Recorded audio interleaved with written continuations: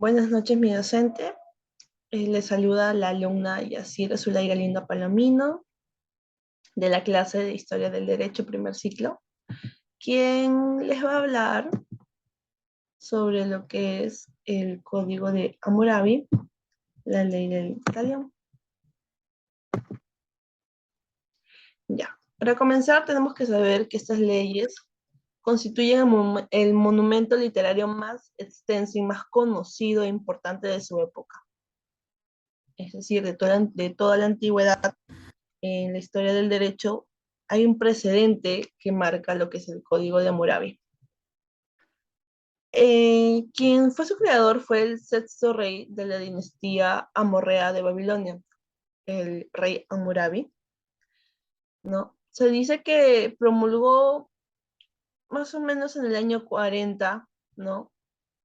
Un conjunto de leyes para el mejor ordenamiento de su sociedad desde entonces, ¿no?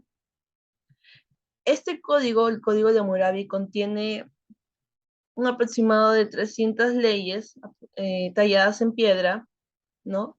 Las mismas que abarcan temas económicos, sociales, domésticos, morales, eh, para la sociedad de ese entonces de Babilonia.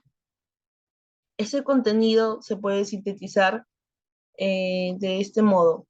Existían las infracciones procesales, estatutos de la propiedad, beneficios, obligaciones derivados de los feudos, ¿no? Habían relaciones de posesión, préstamos, entre otros.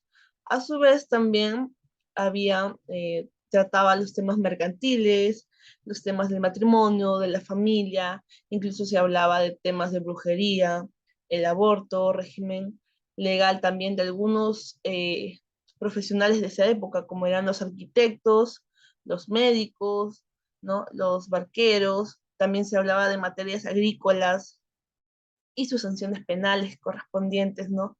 A la infracción, ¿no? Así como también se hablaba también de lo que era la compra y venta de los esclavos, ¿no? De los salarios de los trabajadores, entre otros.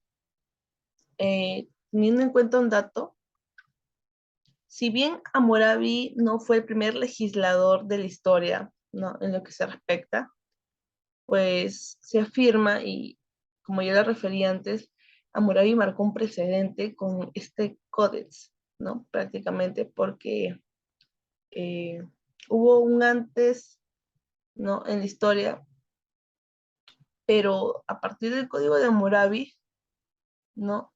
Muchas sociedades de ese imperio para adelante tomaron en cuenta este código. Es por eso que digo que marcó, ¿no? Un precedente. La importancia de este código es que marcó una labor de complementación, adecuación, innovación y ordenación casi perfecta y muy adelantada para su época. Ahora hablemos un poco más de lo que es la ley del talión. Es un principio jurídico retributivo donde se imponía un castigo que se identificaba con el daño o el crimen que se había cometido, obteniéndose así la reciprocidad. El término talión deriva de la palabra latina talis o tale, que significa idéntico o semejante, ¿no? De modo que se refiere, o sea, al incluir esta palabra, ¿no? Talión, se refiere a una pena equivalente, casi idéntica. Ahora, en lo que es la ley del talión, tenemos una frase cliché muy conocida llamada, o bueno, que dice así, ojo por ojo, diente por diente, ¿no? Creo que todos conocemos, ¿no? Lo que es esa frase. Históricamente, la ley del talión lo que buscaba era establecer la proporcionalidad entre el daño recibido en un crimen o delito y se podría decir la indemnización de ese daño, ¿no? O el castigo por ese daño cometido. Siendo así uno de los primeros o el primer límite para la venganza.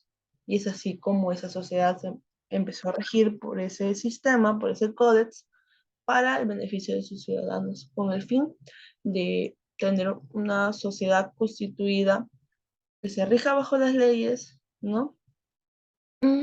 Y donde se cumplan eh, todos los estatutos que en él, pues, estaban vigentes en ese tiempo.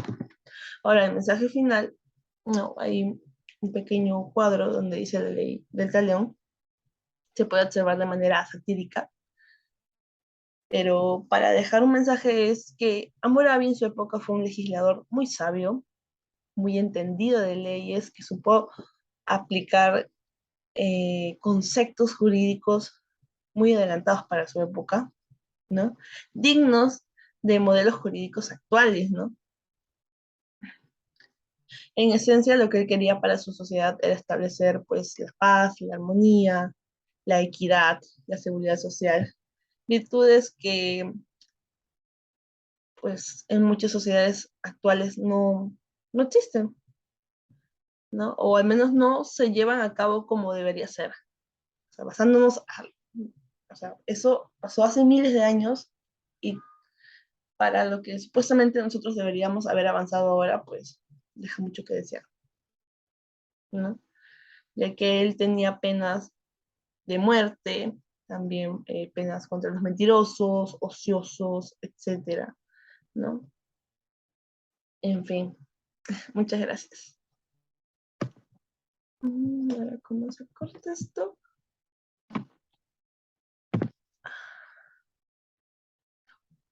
Oh, acá.